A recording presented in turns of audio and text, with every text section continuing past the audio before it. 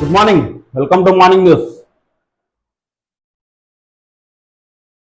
ఎదిరిస్తున్న AI shut down ఆదేశాలను ధిక్కరిస్తున్న రోబోలు. ఏఐలకు స్విచ్ ఆఫ్ అంటే నచ్చడం లేదట. అధ్యయనంలో వెల్లడి. ఏఐ ప్రమాదకరంగా మారనుంది రోజు రోజుకు. ఏఐ మంత్రి గర్భవతి, 83 మంది పిల్లలు. దేశవ్యాప్తంగా నేడు తేదీల వెల్లడి. యుఎస్ వీసా స్టే రూల్స్ మరింత కఠినతరం. ఉత్తరాఖండ్లో పర్యాటకులపై గ్రీన్ ట్యాక్స్. 5 ఏళ్ల తర్వాత చైనాకు విమాన రాకపోకలు. రేవంత్ ఫెయిల్, ఉల్టా మాపై బ్లాక్ మెయిల్. నీ వైఫల్యాలు వదిలేసి మా మీద నిందలా. బురద జల్లుతూ పెయిడ్ ఆర్టికల్స్ రాయిస్తావా? సీఎం తీరుపై మంత్రుల కుతకుత. 16 మంది మంత్రుల్లో ఎంతమంది మధ్య సమన్వయం ఉన్నదో చెప్పగలవా? నీ సొంత జిల్లా ఎమ్మెల్యేలే వేలుకుంపటి పెట్టుకున్నారు. వాళ్ళని ఏం చేశావు? పల్లెలకు పోతే తులం బంగారం 25,000, 2,500 ఏమైందని జనం నిలదీస్తున్నారు. అదుని మీద యూరియా బస్తా ఇవ్వలేక రైతులు ముందు దోషులుగా నిలబడ్డావు. స్వయం కృపాధరాదంతో పరువును పోగొట్టుకున్నది ముమ్మాటికి నువ్వే. పోయిన ఇమేజ్ ఎల్లో మీడియా పెయిడ్ ఆర్టికల్స్తో వెతుక్కుంటూ దొరకదు.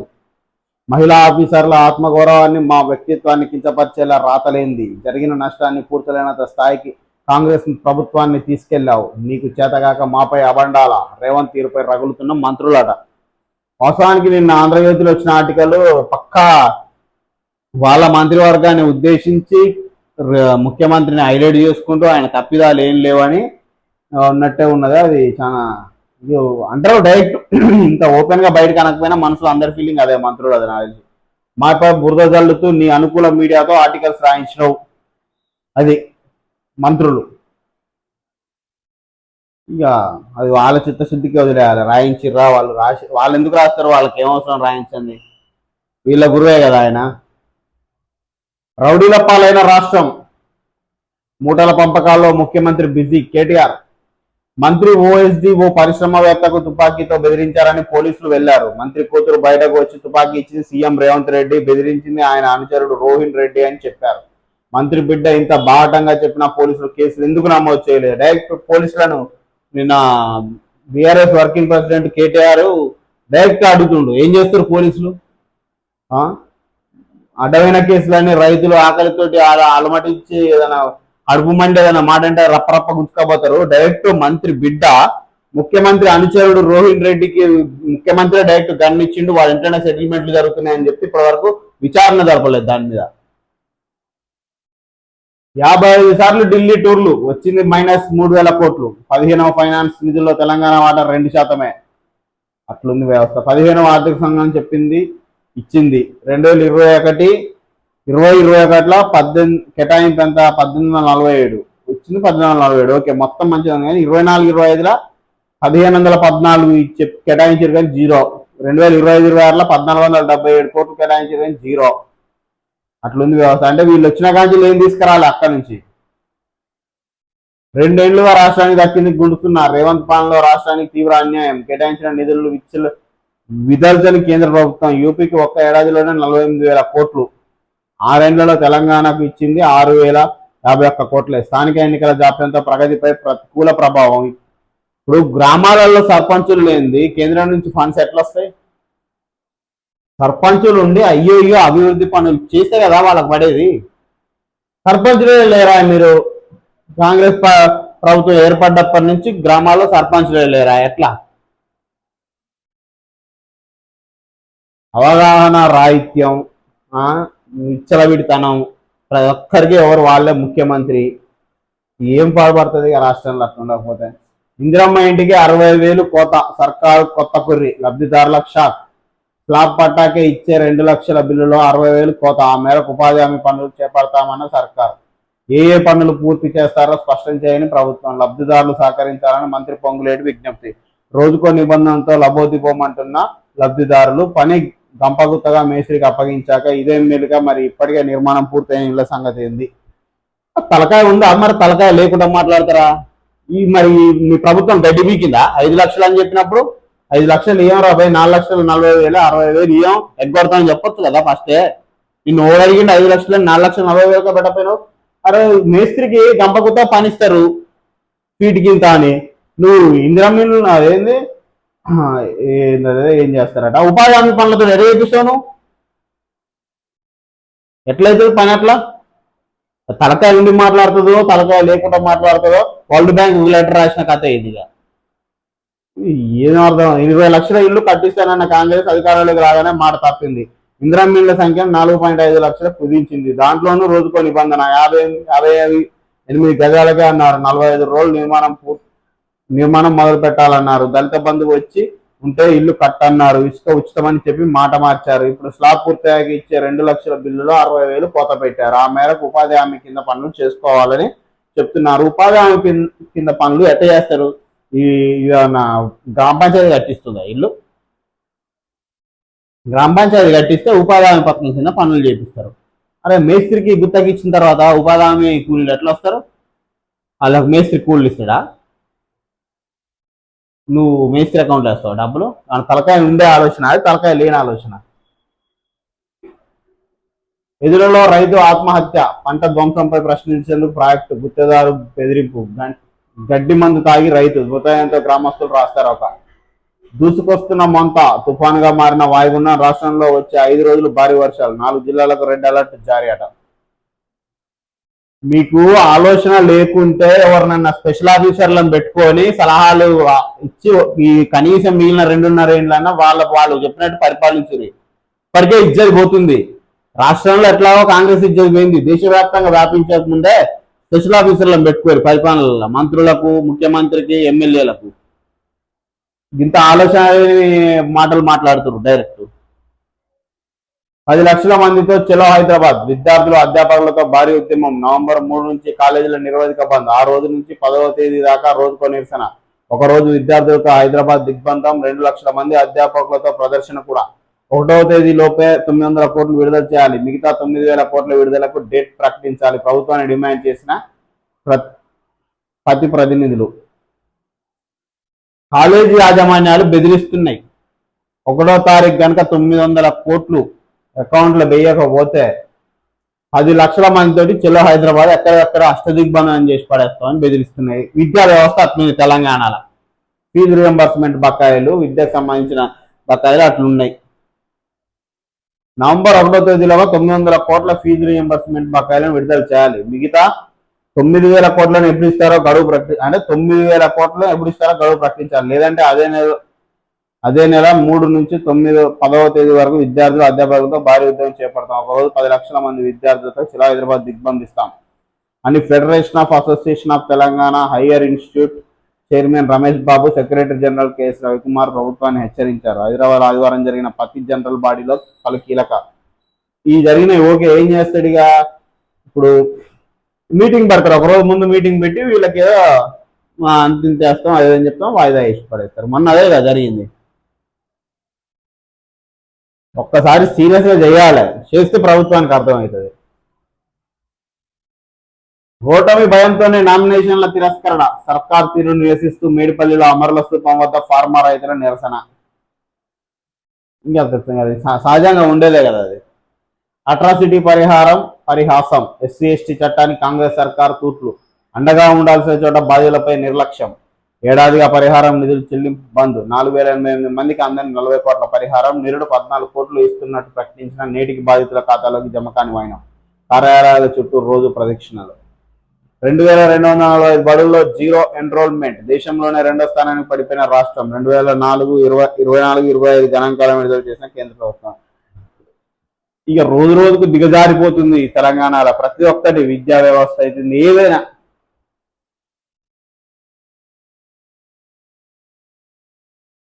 గుర్తులతో బీఆర్ఎస్ పై కుట్రలు, బీఆర్ఎస్ కు నష్టం చేసేలా ఎన్నికల చిహ్నాలు. కారణంపుల్లిన చపాతీ రోలర్, కెమెరా, షిప్ గుర్తులు, వాటిని తొలగించాలని గతంలోనే ఈసీకి ఫిర్యాదు. బీఆర్ఎస్ ఫిర్యాదును పరిగణలోకి తీసుకొని ఈసీ అధికార పార్టీకి లబ్ధి చేకూరుస్తున్నదని ఆరోపణలు.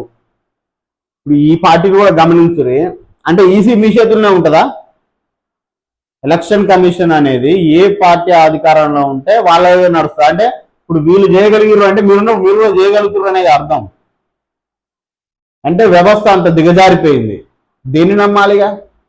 ఈ దేశంలో రాజ్యాంగానికి విలువ లేదు, కోర్టులకు విలువ లేదు, రాజకీయ వ్యవస్థకు విలువ లేదు, అధికారులకు అసలే విలువ లేదు. ఇక దేన్ని నమ్మాలి? ఇంకా ప్రజాస్వామ్యం ఉందా ఈ దేశంలో? కేంద్రంలోనేమో డైరెక్ట్ ఈసీనే దొంగ ఓట్లను ఎంకరేజ్ చేస్తుంది, అధికార పార్టీకి మొత్తం వాళ్ళు గులాంగిరి చేస్తున్నారు అని ప్రతిపక్ష నేత అంటాడు. అంటే మీరున్నప్పుడు కూడా చేయొచ్చు. అంటే ఒక్కసారి ప్రభుత్వంలో ఉన్నట్టు డిసైడ్ అయితే ఎప్పటికీ వాళ్ళే వస్తారు. ఇక అట్నే ఉంది కదా మీరు చేసే ఆరోపణలు.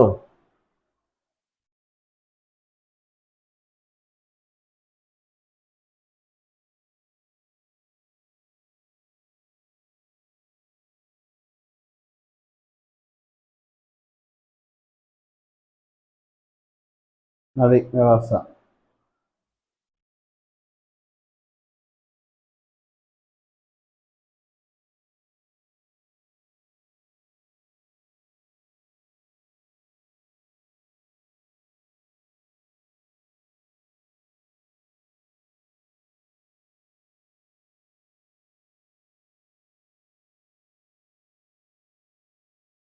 2200 బడుల్లో జీరో ఎన్రోల్మెంట్. తెలంగాణలోని ప్రభుత్వ పాఠశాలలో ఇది దుస్థితి. 2024-25 ఏడాదిలో ఈ బడుల్లో చేరికలు లేవట. దేశంలోనే 2వ స్థానంలో తెలంగాణ రాష్ట్రం, ప్రథమ స్థానంలో బెంగాల్. దేశంలో 8000 బడుల్లో విద్యార్థుల ప్రవేశాలు జీరో. అంటే ప్రభుత్వ పాఠశాలలో చేరట్లే. 2వ స్థానంలో ఉంది, మొదటి స్థానంలో బెంగాల్ ఉంది. ఏది ప్రభుత్వ పాఠశాలలు వెనుకబడిన రాష్ట్రాలలో. మలేషియా టూర్ లో ట్రంప్ డాన్స్. 8 నెలల్లో 8 యుద్ధాలు ఆపిన త్వరలో అఫ్ఘాన్ పాక్ వార్ ఆప్తా ట్రంప్.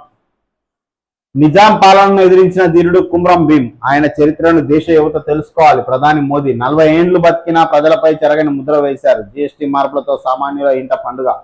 చెట్ పండుగ సాంస్కృతిక సామాజిక ఐక్యతకు ప్రతీక. కోరాపూట్ కాపీకి ప్రపంచవ్యాప్త గుర్తింపు అని వెల్లడి. మన్ కీ బాత్ 127వ ఎపిసోడ్ ప్రసారం.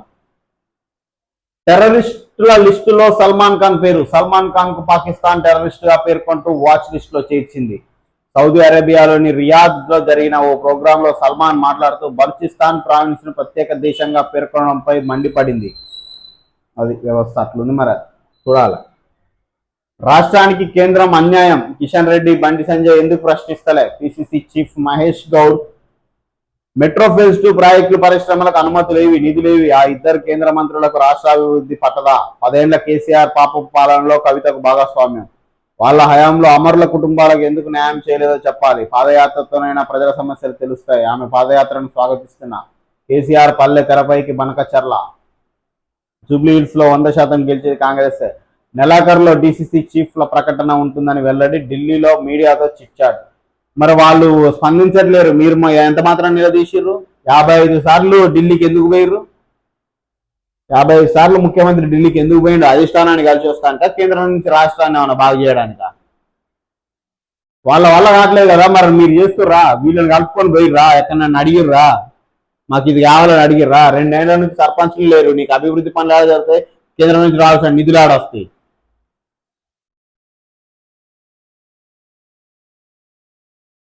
జూబ్లీహిల్స్ లో సీఎం ప్రచార షెడ్యూల్ ఖరారు. ఈ నెల 30-31న 4 డివిజన్లలో ప్రచారం. వచ్చే నెల 4-5 తేదీల్లో 2వ విడత క్యాంపెయిన్.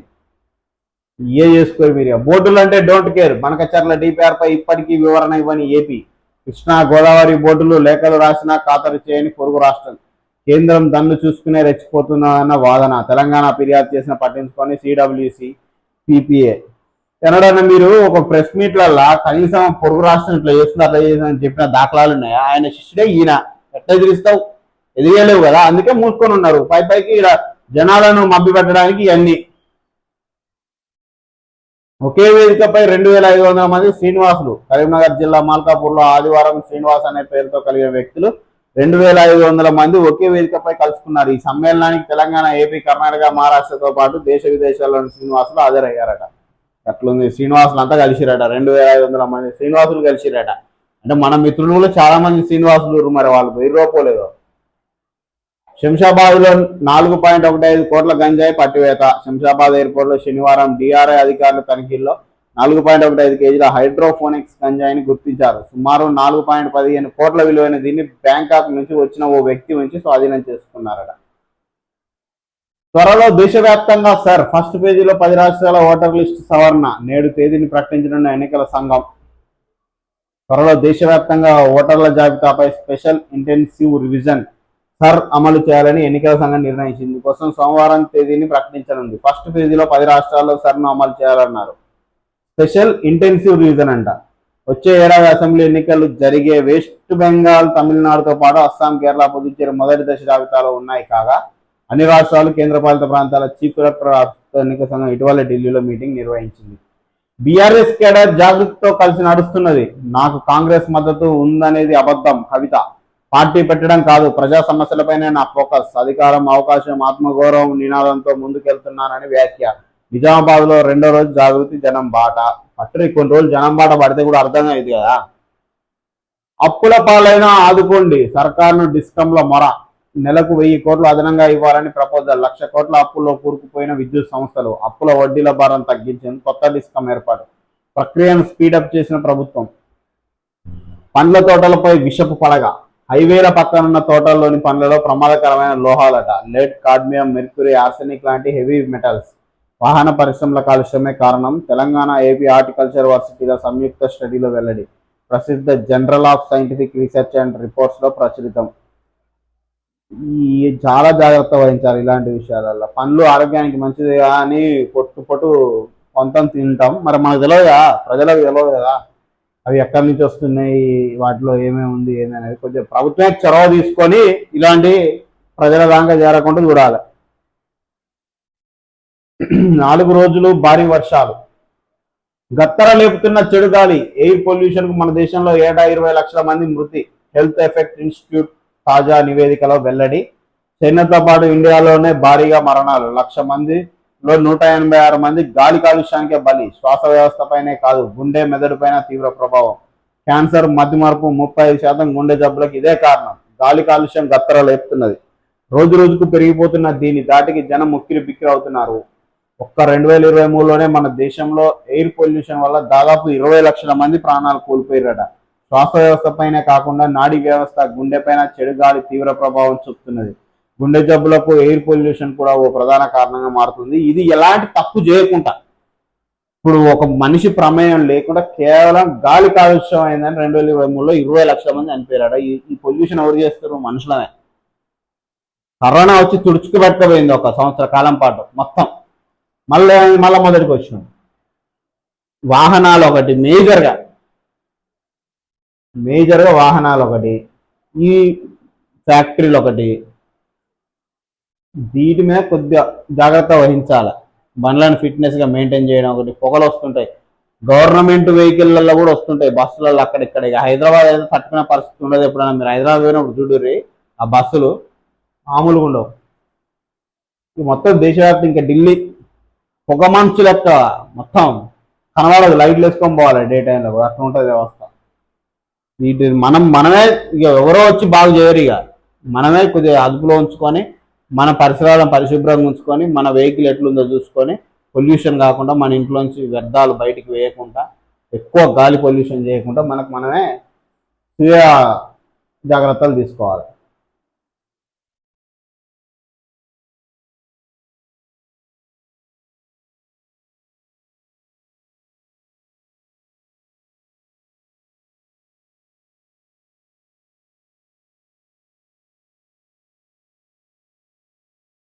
బీఆర్ఎస్ హయాంలో రౌడీజం పెరిగింది. జూబ్లీహిల్స్ లో ల్యాండ్ కబ్జాలు చేశారు కిషన్ రెడ్డి. ప్రజలు, రిపోర్టర్లను బీఆర్ఎస్ నేతలు వేధించారు.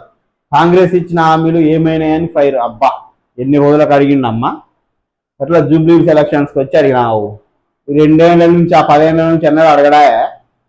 అసలు భలే ఉంటది బీజేపీది. ఎంత పద్ధతిగానో, ఎంత అమాయకంగానో, అసలు ఏం జరగనట్టు, ఇప్పుడే వచ్చినట్టు రాష్ట్రాలకు. బీజేపీ వాయిస్ అయిన పడదు. మాలాంటి వాళ్ళు అక్కడిక్కడ చదివించడమే తప్ప వాళ్ళ వాయిసే ఉండదు. జూబ్లీహిల్స్ పైనే అన్ని పార్టీల గురి. ఉప ఎన్నికపైనే ప్రధాన పార్టీల ఫోకస్. గెలిస్తే స్థానిక ఎన్నికల్లో ప్లస్ పాలనకు బూస్ట్ అవుతుందని భావిస్తున్న కాంగ్రెస్. సిట్టింగ్ సీట్ కాపాడుకునేందుకు బీఆర్ఎస్ తంటాలు. ప్రచారంలో వేగం పెంచని బీజేపీ. ఇక డైరెక్ట్ పేపర్లు కూడా ఒక స్థాయి నిర్ణయానికి వచ్చేసినాయి. బీజేపీ అనేది నామకే వాస్తు ఉంది ఈ రాష్ట్రంలో అని. ఇక మరి అట్లుంది వ్యవస్థ.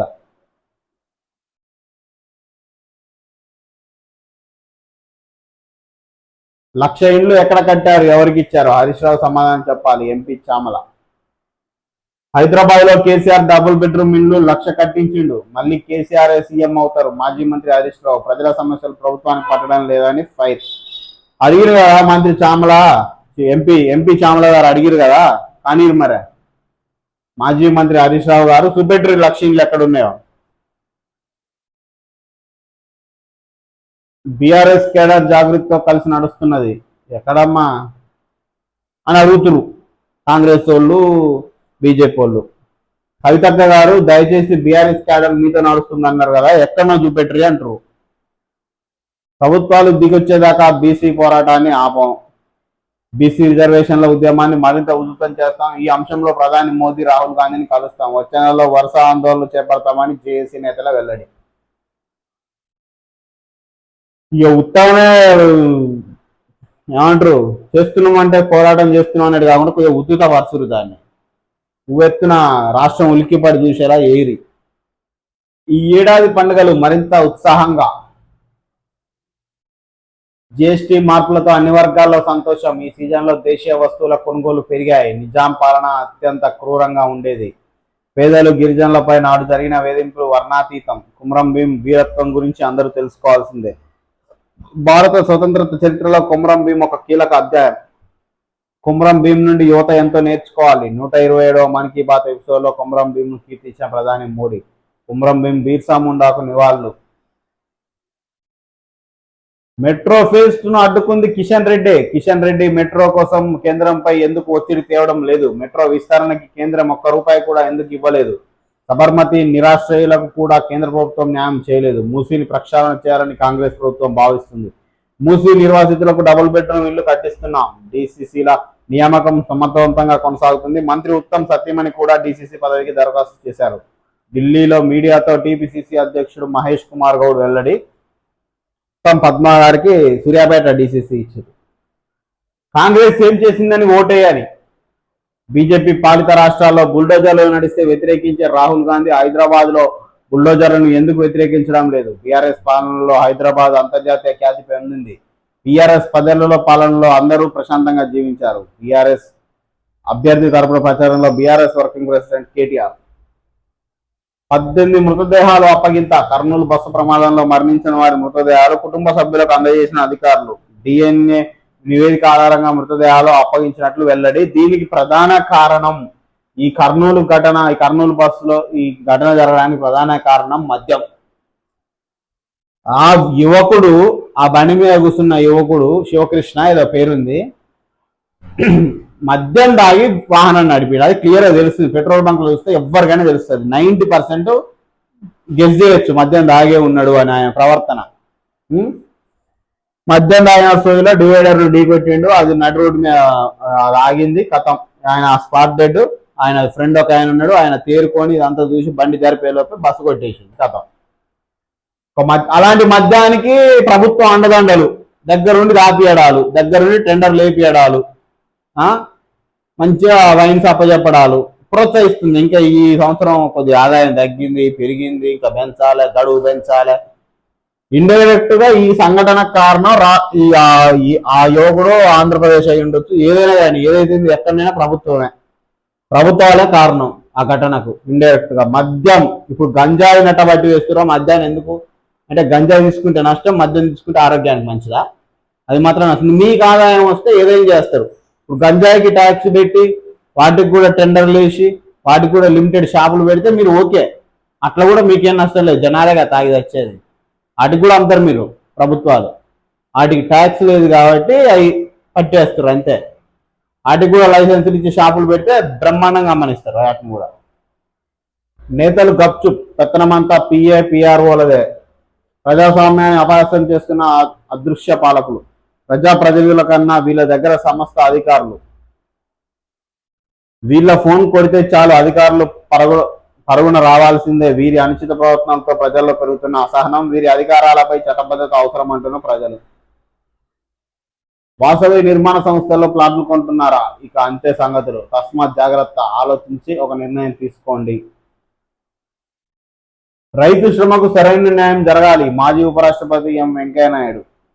పాక్ ప్రధాని షహబాజ్ షరీఫ్, ఆర్మీ చీఫ్ అసీం మునీర్ గొప్ప వ్యక్తులు, కీలక వ్యాఖ్యలు చేసిన అమెరికా అధ్యక్షుడు డొనాల్డ్ ట్రంప్ 8 నెలల్లో 8 యుద్ధాలను ఆపిన ఘనత తమ ప్రభుత్వానిదేనని వ్యాఖ్య.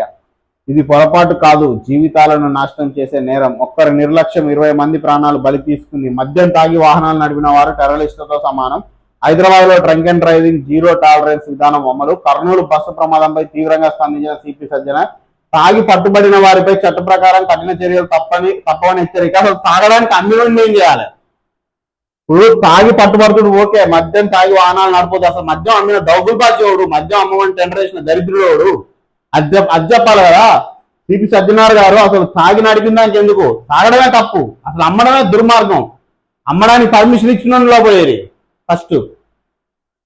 అంటే ప్రభుత్వం డబ్బుల కోసం అమ్ముతుంది, తాగురు అని చెప్తుంది, గడువు పొడిగిస్తుంది షాపులు పెట్టుకోవడానికి, టెండర్లు వేయడానికి.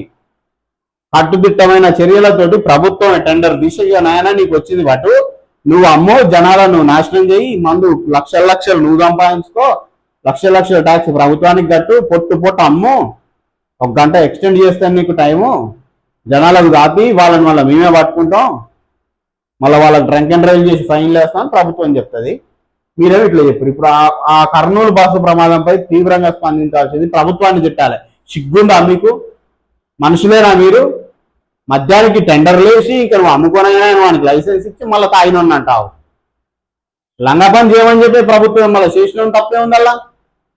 ఎక్కడికెక్కడ లైసెన్సులు ఇచ్చి షాపులు పెట్టి అమ్మేదే ప్రభుత్వం. మరి వాడు తాగుతాడు, ఇంట్లో తాగమంటావా? పిల్లల ముందు, భార్య పిల్లల ముందు, తల్లిదండ్రుల ముందు ఇంట్లో కూర్చొని తాగమంటావా? కొనుక్కపోయి వాడు ఆ షాప్ కడ తాగుతుని పోయే మధ్యలో నువ్వు పట్టుకుంటున్నావు. లేకపోతే వానికి ఎక్కువైతే వాడు యాక్సిడెంట్ చేసి వీడి నాశనం, అవతల నాశనం. ఇప్పుడు ఏంది, ఒక్క పిల్లగాడు మందు తాగిన పాపానికి 20 మంది అమాయకులు బలయ్యారు.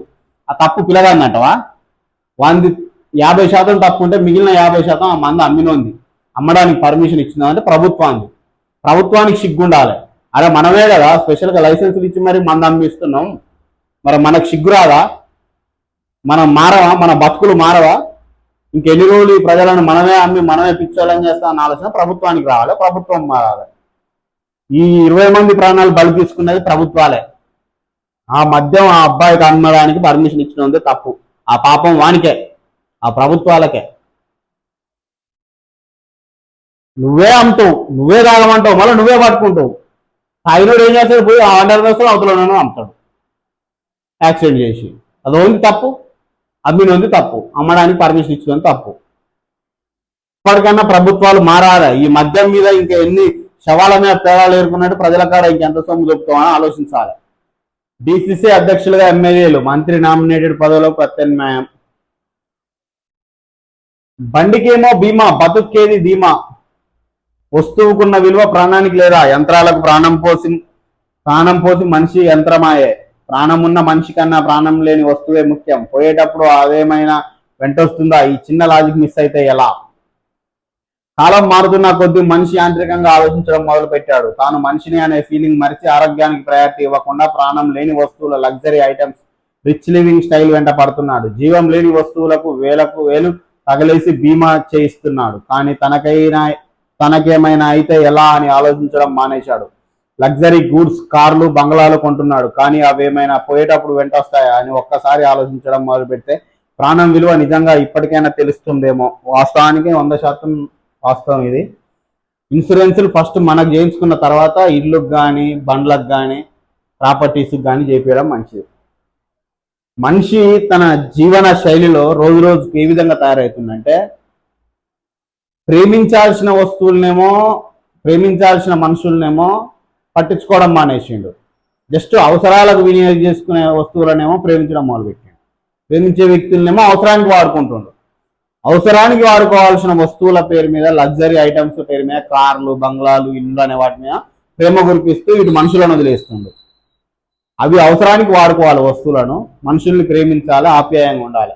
కానీ మనిషి జీవన శైలిలో రోజు రోజు తను ఎదుగుతున్న క్రమంలో ఆర్థికంగానైతేంది, సామాజికంగానైతేంది, తన పరిసరాలు మారుతున్న కొద్దీ మనిషి ఆలోచన విధానం మారిపోతుంది.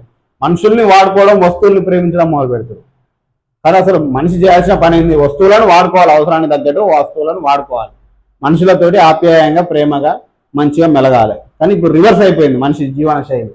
కాస్త డబ్బులు జోలకు రాగానే కథం, నేను గొప్ప వ్యక్తిని, నా చుట్టన్న వాళ్ళు సామాన్యులు, వీళ్ళతో నేను కలవకూడదు. ఏది కొద్ది ఒక్క మెట్టు, వేల మెట్లు, లక్షల మెట్లు పైన ఉన్న వాళ్ళు కూడా అంతో ఇంతో సామాజిక స్పృహతో ఆలోచిస్తారు. కానీ నడుమంతర సిరి మిడిమిడి అభివృద్ధి కాగానే కొందరు మనుషులు ఉంటారు చూడండి, ఒక 4 రూపాయలు జోల పడంగానే ఈ కథం వాడేదో అతీత లోకానికి చెందిన లెక్క, మిగిలిన వాళ్ళంతా ఏదో వాళ్ళంతా అసలు క్రిమి కీటకాల లెక్క, అసలు మామూలుగా ఉండదు వ్యవస్థ. కొందరి ప్రవర్తన మన చుట్టూ ఉంటారు ఇలాంటి వాళ్ళు, వాళ్ళని గమనిస్తే మీకు అర్థమవుతుంది. ఏదో తన జీవితంలో ఒక స్టెప్ ముందుకు పోతాడు అంతే, సంపాదనలో కానీ లేకపోతే ఆయన అభివృద్ధి చెందడంలో కానీ ఆర్థికంగా కానీ ఎట్లనో కొద్దిగా ముందుకు పోతే కథ ఇక అవతల వాళ్ళందరినీ చీప్గా చూడడం మొదలు పెడతారు. అది ఎన్ని రోజులు ఉన్న ప్రమాదమే, వేస్ట్. ఈ రోజు ఎగురుతారు, జోలో డబ్బులు ఉన్న రోజులు ఎగురుతావు, రేపటి రోజు నువ్వు అడ్డం పడినాడు మందులు ఇచ్చే దిక్కు కూడా ఉండదు. కోట్లు సంపాదించి ఏమి చేయలేక శవాన్ని మనం చూసినాం కదా, కోట్లు సంపాదించి శవాన్ని 3 రోజులు ఇళ్ళల్లో పెట్టారు. ఆంధ్రాలో కూడా ఒక తండ్రిని 5 రోజులు ఇచ్చారు. ఏముంది, ఏం సాధించినట్టు ఆ తండ్రి? ఆస్తులు పంపకాలు లేవని 5 రోజులు ఇంట్లో పెట్టారట. ఎందుకు? ఇక నువ్వు ఎన్ని కోట్లు సంపాదిస్తుంది, నీ మంచితనం వస్తుంది, నీతో ఏది రాదు. నీ క్యారెక్టర్ అంటే, క్యారెక్టర్ మీన్స్ నీ మంచితనం, నలుగురితో నీ ప్రవర్తన ఏ విధంగా ఉంది అన్నదే. ఇక నువ్వు ఎన్ని కోట్లు సంపాదించినావు, నువ్వు ఎంత మొనగాని, ఇదంతా ఉత్తముచ్చట. నీ కాడ రూపాయి ఉన్నా లేకున్నా నువ్వు చనిపోయిన తర్వాత నీతో వచ్చేది నీ క్యారెక్టర్, నీ నలుగురు నీ మీద ఉన్న అభిప్రాయం, అంతే. దాన్ని మనుషులు గుర్తుంచుకొని మనిషిగా మెదగడం మంచిది ఎవరైనా సరే. ఏదో నేను అతీత లోకానికి చెందిన లెక్క, నీ ఒక అద్భుతాన్ని, మిగిలిన వాళ్ళంతా చీడ పురుగులు అనే భావన నుంచి బయటకు వచ్చి మనుషులు ఎవరైనా సరే, మనం కూడా సామాన్య మనుషులమే. ఒక 4 రూపాయలు సంపాదించడం వల్లనో, కొంచెం పెద్ద పొజిషన్లోకి పోవడం వల్లనో ఏదో పెద్ద అతీత శక్తులు వచ్చి దైవ సంబోధులు ఏం కావట్లేరు, అంతా సామాన్య మానవులే. డబ్బులు ఇవ్వాలంటే ఒక్క సెకండ్లో నువ్వు కోట్లు కూడా మాయమైతాయి. నీ అదృష్టం కలిసి రాని రోజు నీ జీవితం అడ్డం తిరిగింది రాదు, ఏ డబ్బు వచ్చి కాపాడవు. సర్కారుపై మంత్రి ఆర్టీఐ అస్త్రం, పలు శాఖలపై ఆయన బృందం దరఖాస్తులు. ఏకంగా సొంత శాఖ పైన అప్లికేషన్ దాఖలు, ప్రధానంగా భూములు కేటాయింపులు, టెండర్లపైన ఆరా. ఏ భూములు ఎవరికి, ఏ కంపెనీకి ఎంత కోట్ చేసిందని కూపి, సమాచారం ఇవ్వకపోతే ఫోన్ చేసి మరీ ధమ్కీలు. భవిష్యత్ ప్రణాళికలో భాగంగానే వివరాలు సేకరణట. నేడు మద్యం షాపుల డ్రా, 2025-27 కాలపరిమితికి గాను 2620 దుకాణాల లైసెన్సు ద్వారా ఎంపిక. జిల్లాల వారీగా కలెక్టర్ల సమక్షంలో ప్రక్రియ. డిసెంబర్ 1 నుంచి కొత్త షాపుల ప్రారంభం. సుడూరుగా జిల్లాల వారీగా కలెక్టర్లు డైరెక్ట్ కలెక్టర్ల చేతుల మీదకి వెళ్ళి, నాయన నీ పేరు వెళ్ళేది, నువ్వు ఈ లైసెన్స్ షాప్ నీకే, నువ్వు అమ్ముకో మద్యం అని కలెక్టర్లు. ఏది జిల్లాను పరిపాలించాల్సిన వ్యక్తి కలెక్టర్. ఈ రాష్ట్రం కేటాయించదు ఆయనను, సెంట్రల్ కేటాయిస్తుంది. ఈ దేశంలోనే అత్యున్నత పదవి ఏది, ఎగ్జామ్ రాసి అత్యున్నత పదవి సాధించేది కలెక్టర్, యూపీఎస్సీలో సెలెక్ట్ అయ్యి. అలాంటి వ్యక్తితోటి జిల్లాను ఎట్లా అభివృద్ధి చేయాలా అంటే చాలా మేధస్సు కలిగిన వ్యక్తి కలెక్టర్. అంటే ఈ మొత్తం దేశంలో ప్రతి సంవత్సరం ఒక 1000-1100 మంది సెలెక్ట్ అవుతారు యూపీఎస్సీకి. అందులో ఫస్ట్ ఒక 200 నుంచి 300 ర్యాంకుల వరకు ఐఏఎస్లు వస్తారు. వీళ్ళు అత్యంత మేధస్సు కలిగిన వాళ్ళు. ఆల్మోస్ట్ ఈ మంత్రుల పిల్లలు, పెద్ద బడా బాబుల పిల్లలు కొనుక్కునే జాబ్లు కావాయి. గ్రూప్ 1 అమ్ముకున్నట్టు, బిస్కెట్లు చాక్లెట్లు అమ్ముకునేవి కావు. ఎవరికైతే సొంతంగా నాలెడ్జ్ ఉంటుందో వాళ్ళే కొట్టగలుగుతారు. అంత మేధస్సు ఉన్న వ్యక్తిని జిల్లా అభివృద్ధికి వాడుకోకుండా లైసెన్సులు ఇవ్వడం, నాయన పట్టు నీ పేరు వెళ్ళింది, నువ్వు మద్యం అమ్ముకో విచ్చలవిడిగా, నీకు 1 గంట కూడా ఎక్స్టెండ్ చేస్తాం, అవసరం అయితే పొడిగిస్తాం టైము, నీకు ప్రభుత్వం ఇంకా నీకు అయ్యి ఇస్తుంది, ఇన్సూరెన్సులు కల్పిస్తుంది, నువ్వు అమ్ముకోనైనా మద్యం, మందు, జనాల ప్రాణాలు తీసి అని జిల్లా కలెక్టర్లతోనే ఇప్పిస్తుంది ప్రభుత్వం. వాళ్ళు ఏం చేయలేని పరిస్థితి. తెలంగాణ యోధుడు కుమరం భీం, 21 మంది మావోయిస్టులు లొంగుబాటు, వారిలో 4 డివిజనల్, 9 మంది ఏరియా కమిటీ సభ్యులు, 3 AK-47లు సహా 18 ఆయుధాలు అప్పగింత. ఛత్తీస్గఢ్ రాష్ట్రంలోని కాంకేర్లో ఇదే బాటలో మరో 50 మంది మావోయిస్టులు. 3 నుంచి ప్రైవేట్ కాలేజీలు బంద్, 4.15 కోట్ల డ్రగ్స్ సీజు. విల్లాల కోసం నాలా డైవర్షన్, 2 ఏళ్ల క్రితం లెగసీకి నీటిపారుదల శాఖ ఎన్ఓసి ఇచ్చిన మాటకు నిలబెట్టుకొని రియల్ ఎస్టేట్ సంస్థ. సల్మాన్ ఖాన్ ఉగ్రవాది ప్రకటించిన పాకిస్తాన్ ప్రభుత్వం. జాయ్ ఫోరం 2025లో బలూచిస్తాన్ ప్రత్యేక ప్రాంతంగా పేర్కొన్న సల్మాన్, ఆయన వ్యాఖ్యలపై పాక్ ఫైర్, ఉగ్రవాది అంటూ తాజా ప్రకటన. సల్మాన్ ఖాన్ ఉగ్రవాదిగా పాకిస్తాన్ ప్రభుత్వం ప్రకటించింది. తెలంగాణపై మోంతా ప్రభావం. రేపు ఏపీలోని కాకినాడ వద్ద తీరం దాటుతున్న తుఫాన్, రాష్ట్రంలోని పలు జిల్లాలపై ఎఫెక్ట్. వాతావరణ శాఖ ప్రకటన. ఎల్లుండి మోస్తారు నుంచి అతి భారీ వర్షాలు కురిసే ఛాన్స్ అట.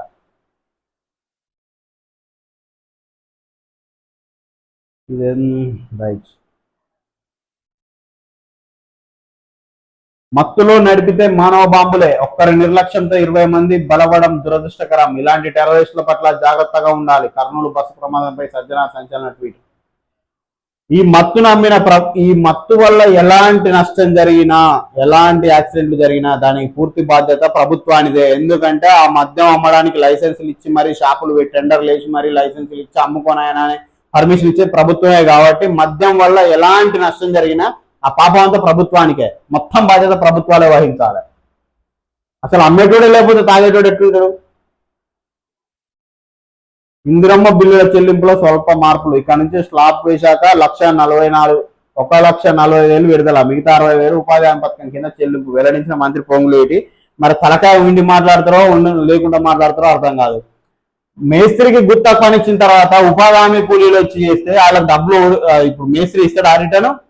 ఎంతమంది కూలీలు వచ్చారో అంతమంది ఓనర్కి ఇస్తాడు ఆ రిటర్న్ కూలీ మేస్త్రి. ఏమన్నా తలకాయ ఉండే చెప్తారా, తలకాయ లేకుండా చెప్తారా? అంటే ఈ ఆలోచన మీకు మొదలు లేదా?